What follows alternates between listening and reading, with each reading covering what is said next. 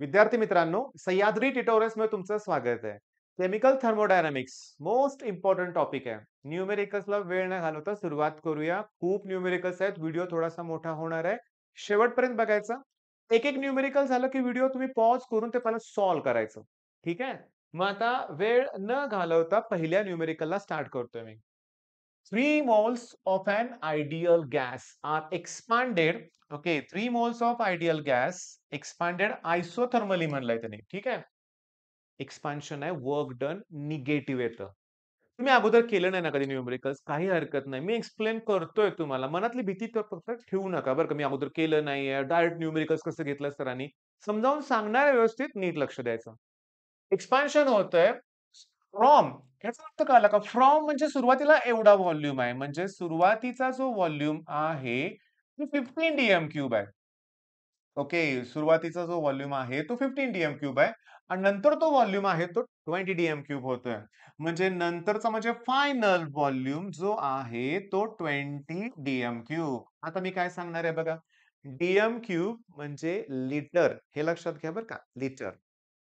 बरं. At constant external pressure of 1.2 bar. Okay. म्हणजे जे एक्सटर्नल प्रेशर त्यांनी दिलंय ते 1.2 बार. चालेल मला.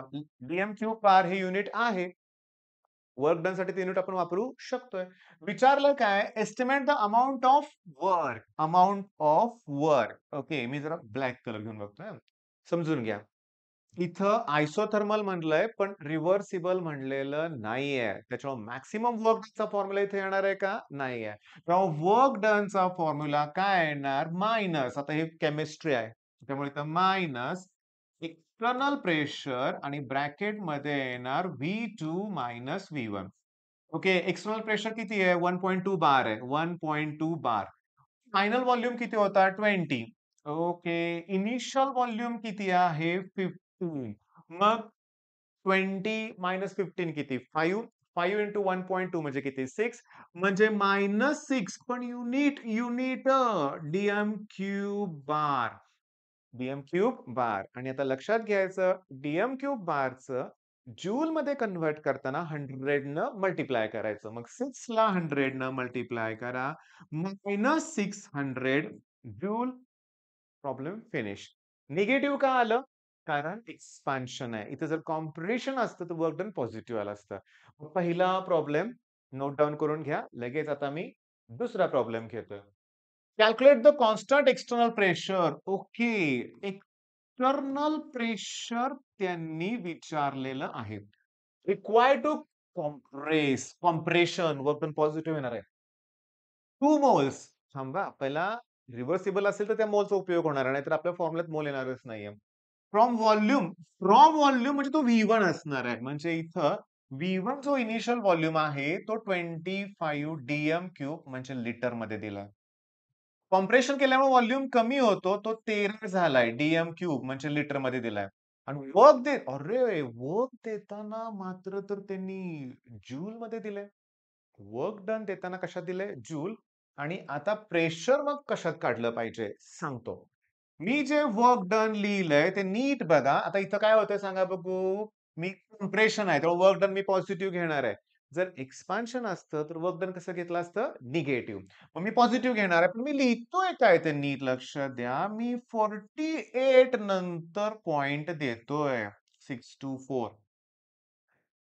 इथं तर 4862 आहे. तर मी 48 म्हणजे मी त्याला 100 न डिव्हाईड केलं. मग याचा अर्थ मी 100 न डिव्हाईड करून त्याला मी डीएम क्यूब बारमध्ये कन्व्हर्ट करतोय.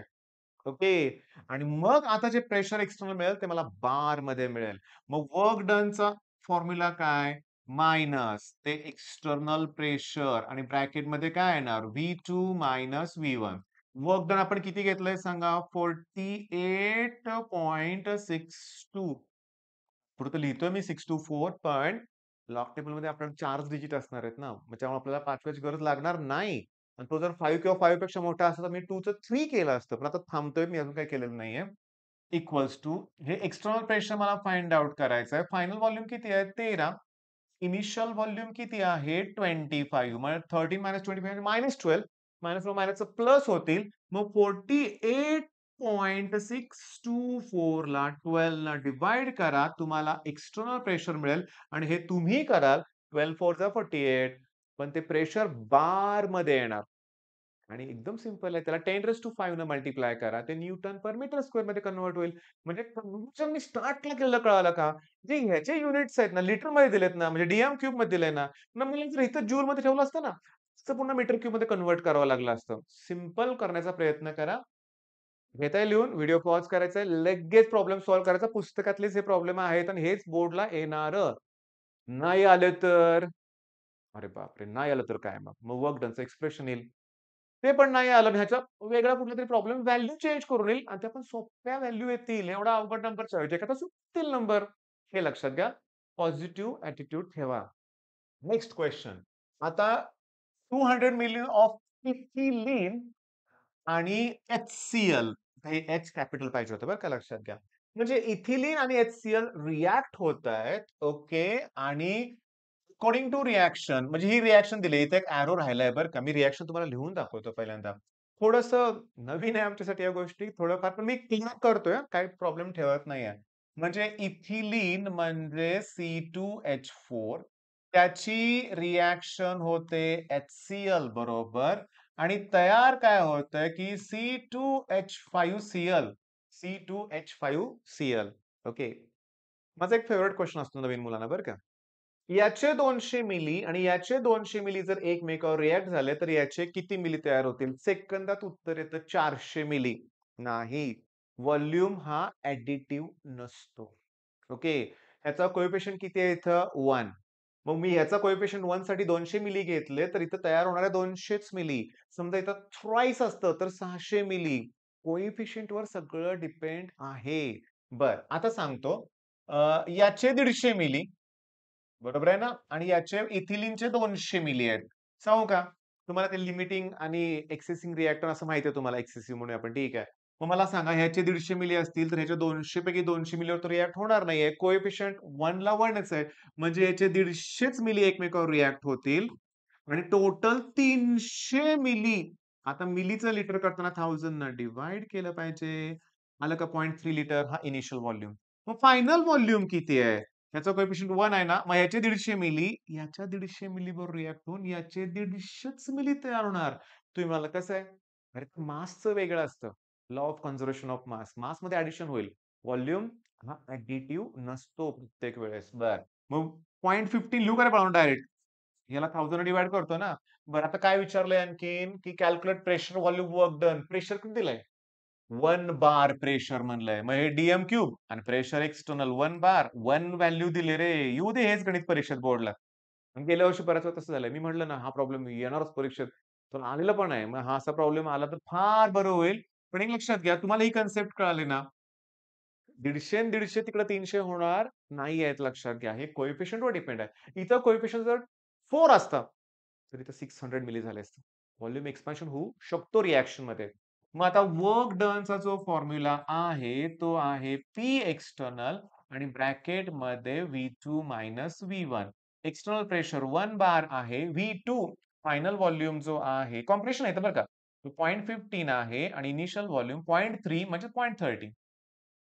30 मधनं 15 गेले की 15च येणार आहेत. 0.15 येणार आहेत आणि त्याला मायनसला मायनस ते कॅन्सल होईल. मग 0.15 जे आहे त्याचं युनिट डीएम क्यूब बार. त्याला 100 न मल्टिप्लाय करा. 15 जूल हे आन्सर येईल. पण खूप आहेत प्रॉब्लेम बरं का. म्हणजे ॲक्चुअली सांगू का?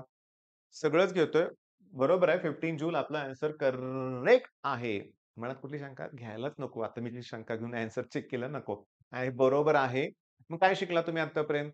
की डीएम क्यूब बारचं जूलमध्ये कन्व्हर्ट करताना 100 न मल्टिप्लाय करा. ओके. प्रेशर, व्हॉल्यूम, वर्क डनचे प्रॉब्लेम सॉल्व्ह करताना वर्क डन जर एसआय युनिटमध्ये पाहिजे असेल, तर प्रेशर सुद्धा एसआय घेतलं पाहिजे, व्हॉल्यूम सुद्धा एसआय घेतलं पाहिजे. वर्क डन जर तुम्हाला डीएम क्यूब बारमध्ये पाहिजे असेल, तर प्रेशर बारमध्ये आणि व्हॉल्यूम डीएम क्यूबमध्ये. लक्षात घ्या. Next problem. Okay. 2 moles isothermally and reversibly आला प्रॉब्लेम मॅक्सिमम वर्क डनचा. मग फॉर्म्युला अगोदर इथं लिहून ठेवतो, की मॅक्सिमम वर्क डनचा जो फॉर्म्युला आहे, तो आहे 2.303 एन म्हणजे number of moles, N-R-T log to the base 10 V2 upon V1. Okay, V2 upon V1. कुठल्या व्हॅल्यू आता दिलेत का बघूया आपण. 2 मोल्स म्हणजे नंबर ऑफ मोल्स हे 2 दिलेत. आर तुम्हाला माहित आहे, आर ची व्हॅल्यू दिले त्यांनी 8.314 जूल. मोल इन्व्हर्स आणि के इन्व्हर्स. ठीक आहे. Temperature 300 kelvin. अरे वा, टेम्परेचर सोपं दिलंय value 300 kelvin. Calculate the work done म्हणजे मॅक्सिमम वर्क डन विचारलाय. अरे पण व्हॉल्यूम चेंज काहीतरी दिलाय ना त्यांनी. हा, एक्सपान्शन होतंय म्हणजे वर्क डन निगेटिव्ह येणार आहे. एक्सपान्शन होतंय म्हणजे वर्क डन निगेटिव्ह येणार आहे. ओके, म्हणजे इनिशियल व्हॉल्यूम कमी असणार आहे. तो 20 लिटर आहे आणि फायनल व्हॉल्यूम आहे 30 लिटर. आता इथं 100% मुलं गडबड करतात कॅल्क्युलेशनमध्ये. मग मला हे जर तुम्हाला कॅल्क्युलेशन जमलं, तर तुम्हाला नर्स्ट इक्वेशन जमणार आहे, इंटिग्रेटेड रेट लॉ सुद्धा जमणार आहे, रेडियस इक्वेशन पण जमणार आहे. कारण त्या सगळ्या फॉर्म्युल्यामध्ये लॉगच्या टर्म फॉर्म्युल्यामध्येच असतात. मग आता मी सांगतोय काय ते नीट लक्ष द्या. -2.303 NRT log to the base 10 V2 minus log to the base 10 V1 असं करायचं नेहमी. ओके. पण ऐका माझं. V2 ची व्हॅल्यू 30 लिटर आहे. V1 ची व्हॅल्यू 20 आहे. मग तसं विचार केला तर हे काय करायची गरज नाहीये. तरी करा म्हणतोय मी. मुलं मिस करतायत. काय करतात माहितीये का लक्षात घ्या, की इथं 1.5 येणार ना रे बाळांनो. 30/20 म्हणजे 1.5 येणार. ते काय करतात याचा लॉग बघतात, याचा लॉग बघतात, याचा लॉग बघतात आणि याचा लॉग 1.5 बघतात. झाली मिस्टेक. प्रॉब्लेम तुमच्या लक्षात आला का? इथं 1.5 आलं. त्याचा लॉग पहिला बघायचा. तोपर्यंत ह्याचा लॉग बघायची गरज नाही. एकदा का हा लॉगची टर्म कॅन्सल झाली, की मगच या सगळ्यांचे लॉग बघायचे. मी व्हॅल्यू तर पुट केली का? नाही. म्हणजे इथं 30 लॉग 30 म्हणजे 1 पॉइंट समथिंग काहीतरी येईल. 20 1.3010 येईल. सबट्रॅक्शन करा, एक नंबर येऊ देत. मग तो नंबर 2, 3, 4, 5 ह्यांचे मग सगळ्यांचे लॉग बघा आणि ॲडिशन करा. मॅक्सिमम वर्क डन मध्ये काय प्रॉब्लेम आहे तुम्हाला मी सांगतो. या प्रॉब्लेममध्ये एक तर नंबर ऑफ मोल्स 1, 2, 3, 4 असतात. त्यांना मल्टिप्लाय करा कोणाला तरी. मग 1, 2, 3 आणि 4 व्हॅल्यू आहे. त्याचे लॉग बघून एकाखाली एक लिहावे लागतात. तिथं गडबड करतात मुलं. तिथं बिलकुल घाई करायची नाही. ठीक आहे. मग हे सोडवा. Next problem. पुन्हा बघा आता 22 ग्रॅम आहेत कार्बन डायऑक्साइडचे. मग number of moles of formula असतो गिव्हन मास अपॉन मोलार मास.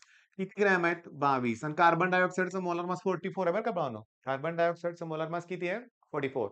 कार्बन 12, ऑक्सिजन 16 इंटू 2 32 ना. मग झालं का? 1/2. नंबर ऑफ मोल्स 1/2 आलं. युनिट लिहा बरं का. मोल. ओके. वर्क डन एवढं दिलंय, पण थांबा 1 मिनिटं. इथं झालंय काय? नीट लक्ष द्या. कॉम्प्रेशन आहे. कॉम्प्रेशनमध्ये वर्क डन पॉझिटिव्ह असतं. म्हणजे मी वर्क डनची व्हॅल्यू काय लिहितोय नीट लक्ष द्यायचं. मी 1200 लिहिलंय, त्यांच्यापुढे जूल लिहिलंय. एका किलोमध्ये 1000 असतात ना. 1 किलोग्राम म्हणजे 1000 ग्रॅम. मग 1 किलो जूल म्हणजे 1000 जूल. किलो जूल नकोय आपल्याला, जूल पाहिजे. तेव्हा 1000 ने त्याला मी काय केलंय? मल्टिप्लाय. म्हणजे आलं का 1200 जूल. ओके, वर्क डन मला मिळालं. ऑब्व्हियस तिथं वर्क डन दिलंय म्हटल्यावर दुसऱ्या कुठल्यातरी व्हॅल्यू विचारल्या असणार. बघूया तरी. हे झालं, त्याचं काम झालं. Okay, 298 kelvin. कशाला 298 दिले? 300 दिलं तर बरंच झालं असतं. बरं असू दे. 298 kelvin. From initial pressure of 100 kilo pascal. Initial pressure म्हणजे P1. आता 100 किलो पास्कल, मला किलो नको आहे. किलो असेल तर आपण 1000 न काय करतोय? मल्टिप्लाय करतोय. मग याला मी 1000 न मल्टिप्लाय केल्यावर काय आलं बघा बघू. 1000 म्हणजे 10 आणि 100 आहेत म्हणजे 10 झाले का 10 okay, 10 pascal pressure. When the मला वाटतं फायनल प्रेशर विचारलं असेल, लक्षात घ्या इथं. From initial pressure of dash dash when the work doctor is find the final pressure. म्हणजे इथं P2 विचारलंय आणि हे मोस्ट इम्पॉर्टंट आहे. मग मॅक्सिमम वर्क डनचा फॉर्म्युला इथं मी लिहितोय. मग मॅक्सिमम वर्क डनचा काय formula? -2.303 NRT log to the base 10 V2 upon V1 किंवा P1 अपॉन P2. आता इथं मला सांगा, इथं कॉम्प्रेशन आहे की नाही सांगा बघू. कॉम्प्रेशन आहे, तर वर्क डन पॉझिटिव्ह येणार आहे. मग मी काय करतोय, हे जे वर्क डन आहे ना, ते किती होतं रे? 1200 जूल. 1.2 किलो जूल म्हणजे 1200 जूल. तर इथं जूल लिहायची काही गरज नव्हती बरं का. हे मायनस नाही, मी प्लस करणार आहे. 2.303 व्हॅल्यू नाही पुट करणार मी आता. लॉग टेस्टेड इथं मी लिहितोय P2 अपॉन P1. कळलं का? मायनस साइन कॅन्सल करून टाका. एक लक्षात घ्या व्यवस्थित. आता तुम्हाला काय करायचंय सांगतो. हे सगळं इंटूचं अपॉन करा, व्हॅल्यू पुट करा, कॅल्क्युलेशन करा. तरी पण काय होणार आहे, हे सगळं कॅल्क्युलेशनची सर्टन व्हॅल्यू इथं काहीतरी येईल, पण इथं लॉग शिल्लक राहणार आहे. Log to the base 10 P2 upon P1. P1 10⁵ आहे. मग हा लॉग कॅन्सल करण्यासाठी दोन्ही बाजूचा अँटी लॉग घ्यावा लागेल. मग थांबा बाळांनो थांबा. काय होतं माहितीये का? मुलं याचा लॉग बघतात. ह्या सगळ्या लॉगची ॲडिशन करतात. मग याच्या लॉगमधून ह्या सगळ्यांची ॲडिशन ते मायनस करतात. जे येईल त्याचा अँटी लॉग बघून इथं लिहिलं पाहिजे की नाही? जी व्हॅल्यू येईल ना त्याचं परत अँटी लॉग बघावा लागणार आहे. हा लॉग कॅन्सल करण्यासाठी म्हणजे कॅल्क्युलेशनमध्ये एकदम सलग 2 अँटी लॉग येतात. तेव्हा आत्ता प्रॅक्टिस करा. आत्ता प्रॅक्टिस करा लक्षात घ्या. हे समजून घ्या व्यवस्थित. इथं घाई नका करू. आणि मग 10⁵ ने मल्टिप्लाय करा. मग तुम्हाला फायनल प्रेशर मिळेल. ओके. आता क्वेशन नंबर नेक्स्ट. हे काय एम चुकून एक एम डबल टाइप झाला का? नाही. ते मिलीमोल म्हणलंय. मिलीमोल म्हणजे नंबर ऑफ मोल्स देताना त्यांनी 300 मिलीमोल दिलंय. चुकून इथं जर कॅपिटल एम असतं ना, त्याला मी मेगा मोल म्हणलं असतं. मग 10⁶ घ्यावं लागलं असतं. तर मिली आहे म्हणजे 10⁻³ म्हणजे 1000 ने डिव्हाईड करा. म्हणजे मला एन ची व्हॅल्यू 0.3 मोल मिळाली. ऑक्युपाइज एवढा व्हॉल्यूम आहे इनिशियली. एवढा व्हॉल्यूम आहे इनिशियली. म्हणजे मी V1 जो व्हॉल्यूम आहे, तो 13.7 लिटर लिहितोय. टेम्परेचर जे दिलंय ते 300 केल्व्हिन घेतोय. Calculate the work done. चला ठीक आहे, वर्क डन विचारलंय. एक्सपान्शन म्हणजे व्हॉल्यूम जास्त येणार आहे. हे का सांगतोय माहितीये का? सीईटी 4 ऑप्शन असतात. एकच कुठलातरी ऑप्शन V1 पेक्षा जास्त असलं की सोडवायची गरज नाही ना. लॉजिकल थिंकिंग करायचं हे लक्षात घ्या बरं का. बरं. Volume has increased by. आता हे मात्र महत्वाचं आहे. बाळांनो व्हॉल्यूम इन्क्रीज्ड बाय म्हणलंय रे. याचा अर्थ तेवढ्यानं वाढणार आहे. म्हणजे सुरुवातीला व्हॉल्यूम किती होता? 13.7. ओके. आणि तो 2.3 न वाढणार आहे. म्हणजे 2.3 न जर वाढला तर तो 16 होणार आहे. म्हणजे इथं मी 16 लिटर लिहितोय. 16 लिटर. ओके. ठीक आहे. Isothermally against a constant external pressure of 0.3 bar. Okay. External pressure जे दिलंय, 2 प्रॉब्लेम आहेत रे यात. 0.3 बार. मग एवढा डाटा बास झाला मला. ए सॉल्व्ह करण्यासाठी आयसोथर्मली अगेन्स्ट कॉन्स्टंट तेवढा ए बास झाला. तर ए प्रॉब्लेम सॉल्व्ह करण्यासाठी मी वर्क डनचा फॉर्म्युला वापरणार आहे. पी एक्स्टर्नल आणि ब्रॅकेटमध्ये V2 मायनस V1. मग V2 16 आहे, V3 दिलंय. एक्स्टर्नल प्रेशर 0.3 दिलंय. प्लॉट करा. आन्सर कशात येईल? डीएम क्यूब बारमध्ये. 100 ने काय करायचं? मल्टिप्लाय. कशात कन्व्हर्ट होईल? जूलमध्ये कन्व्हर्ट होणार. ठीक आहे. पण आता बी काय विचारलाय प्रश्न? ए नंतर बी रिव्हर्सिबली विचारलंय. मग त्यावेळेस मॅक्सिमम वर्क डन. पण इथं थांबा, ह्याचा आन्सर आत्ताच सांगतो. 0 सीचं. कारण व्हॅक्यूममध्ये एक्स्टर्नल प्रेशर नसणार आहे. मग एक्स्टर्नल प्रेशर नसेल तर वर्क डन काय असतं? 0. रिव्हर्सिबलीला आपल्याला कुठला फॉर्म्युला वापरावा लागेल? बी मध्ये डब्ल्यू मॅक्स. डब्ल्यू मॅक्सचा फॉर्म्युला मायनस 2.303 एन. एन म्हणजे number of moles. Number of moles 0.3 आहे. आर ची व्हॅल्यू 8.314 एन-आर-टी. टेम्परेचर किती दिलं? टेम्परेचर दिलं नाहीये का? टेम्परेचर बघा 300 केल्विन. ओके. आणि log to the base 10 V2 जे आहे ते 16 आहे आणि V1 जे आहे 13.7. सांगा सॉल्व्ह कसं करायचं? मी सांगतो. 300 ला 0.3 न मल्टिप्लाय करायचं. ओके. 90 आन्सर येईल. 90 आन्सर येईल. कारण या पॉइंटमुळे एक 0 कॅन्सल होईल. त्याच्यानंतर सगळ्यात महत्त्वाचं मी आता इथं लिहितोय बरं का, की मायनस ह्याच्यासाठी मी आता व्हिडिओ केला असं मला वाटायला लागलंय बरं का. ही स्टेप अतिशय महत्त्वाची आहे. इंटू चला ते 90 लिहून टाकूया. इंटू 8.314 लिहूया आणि आता ब्रॅकेटमध्ये log to the base 10 16 minus log to the base 10 13.7. याचा लॉग बघताना 1 पॉइंट आणि 16 चा 0 येणार आहे. याचा 1 पॉइंट 13 चा 7 सबट्रॅक्शन करून जो व्हॅल्यू येईल ती लिहीपर्यंत या कुणाचाही लॉग बघायचा नाही. मग फायनली 4 व्हॅल्यू मिळणार आहेत. 1, 2, 3, 4 त्याचे लॉग एकाखाली एक व्यवस्थित लिहायचं, सॉल्व्ह करायचं. Clear?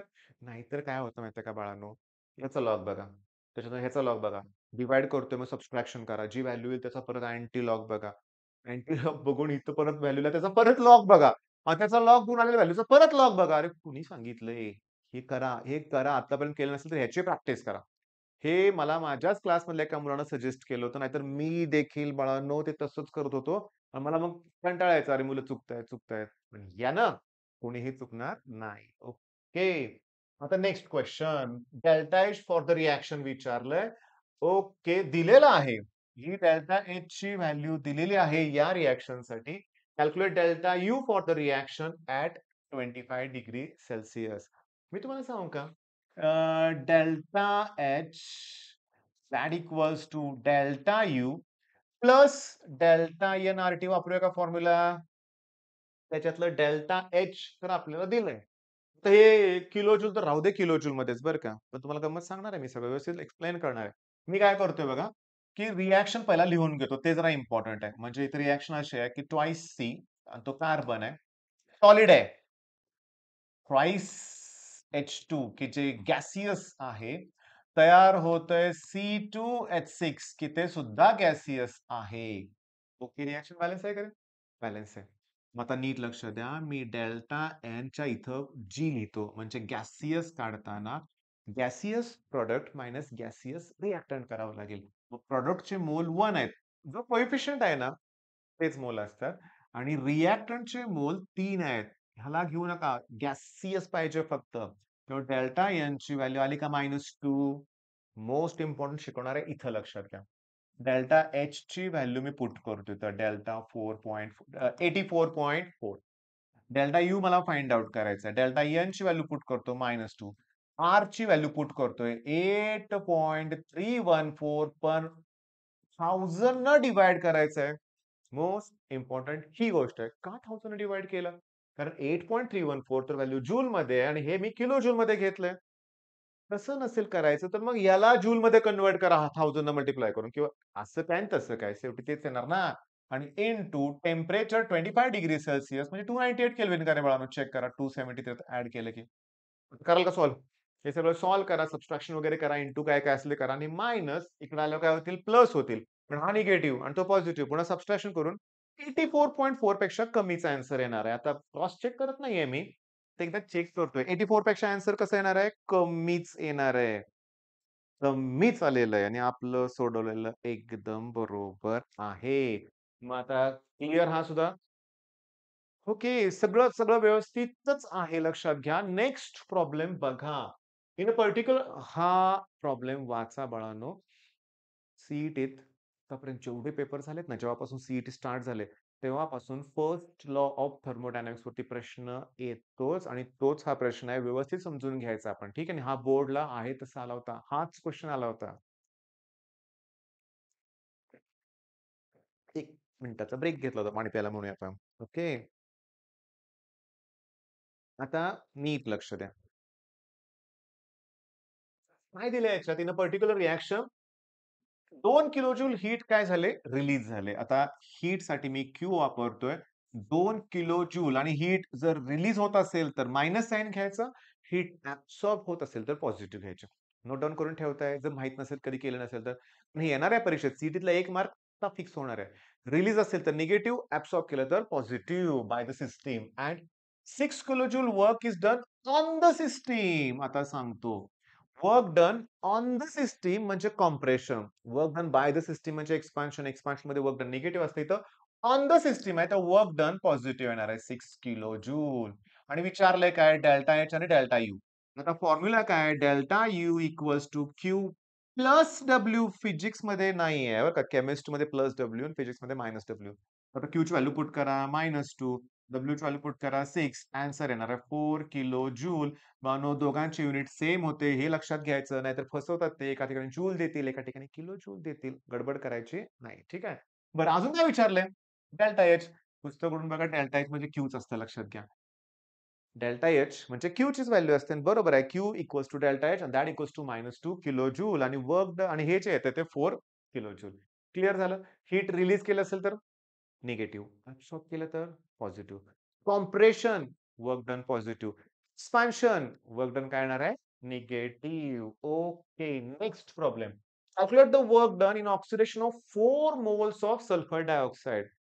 4 moles of sulphur dioxide. आता हा जर प्रॉब्लेम तुम्हाला दिसत नसेल स्क्रीनमध्ये, लक्षात घ्या, मी खाली प्रॉब्लेम सॉल्व्ह करून देतो किंवा एक रिक्वेस्ट करतोय, की तुम्ही काय करा माहितीये का, टेक्स्ट बुक मधले प्रॉब्लेम हे बघाच. Okay. Calculate the work done in oxidation of 4 moles of sulphur dioxide at 25 degree Celsius. आणि समजून घ्या. ॲक्चुअली ना क्लिअरली बघा. वर्क डनचा फॉर्म्युला आहे minus delta N R T. Minus delta N R T. हे शांतपणे व्यवस्थित लक्ष द्या, की इथं मला ना काय करायचंय बघा, की रिएक्शन लिहायचं आहे. ट्वाइस SO2 प्लस O2 हे दोघंही गॅसियस आहेत आणि प्रॉडक्ट सुद्धा गॅसियस आहे. त्यामुळे मी ते लिहिलं नाही. पण मला त्यांनी जे रिएक्शन मध्ये प्रश्नात विचारलंय, 4 moles 4 moles of sulphur dioxide साठी विचारलंय. कोणासाठी विचारलंय? 4 moles of sulphur dioxide. 4 moles of sulphur dioxide. इथे तर 2 मोल आहेत, त्यामुळे मी ह्याला 2 न मल्टिप्लाय करतो. म्हणजे 4SO2 plus twice O2 that equals to 4SO3 असं. कारण मला 4 मोल पाहिजे. त्यांनी 4 मोल साठी विचारलंय. मग मी काढताना डेल्टा एन काढताना प्रॉडक्ट मायनस रिएक्टंट. प्रॉडक्टचे 4 मोल आहेत, रिएक्टंटचे 6 मोल आहेत. इथे येणार आहे -2. किती येणार आहे सांगा? -2. येते का ध्यानात तुमच्या? क्लिअर. आता मग फॉर्म्युल्यानुसार मी आता व्हॅल्यू पुट करतोय, की डेल्टा एन ची व्हॅल्यू आहे -2, आर ची व्हॅल्यू तुम्हाला माहिती आहे 8.314 आणि टेम्परेचर जे त्यांनी दिलंय ते 25 डिग्री सेल्सियस म्हणजे 298 केल्विन. मग सॉल्व्ह करा. तुम्हाला आन्सर मिळेल आणि मी जे 2 न मल्टिप्लाय केलं ना, हेच मोस्ट इम्पोर्टंट होतं. ठीक आहे. मग हा व्हिडिओ मी इथं थांबवतोय. ओके. तुम्ही काय करा, पार्ट 2 ची वाट बघा. दुपारपर्यंत, दुपारचं म्हणत आहे, थोड्या वेळाने मी पार्ट 2 पण तुम्हाला अपलोड करून देईन आणि थर्मोडायनामिक्स हा कन्सेप्ट क्लिअर होईल. हा व्हिडिओ तर थांबवतोय का इथं? कारण ह्याच्या ज्या इम्पोर्टंट कन्सेप्ट घेतल्यात त्या अगोदर रिवाईज करा. दुसरा व्हिडिओ लवकर प्रोव्हाईड करेन. All the best. धन्यवाद.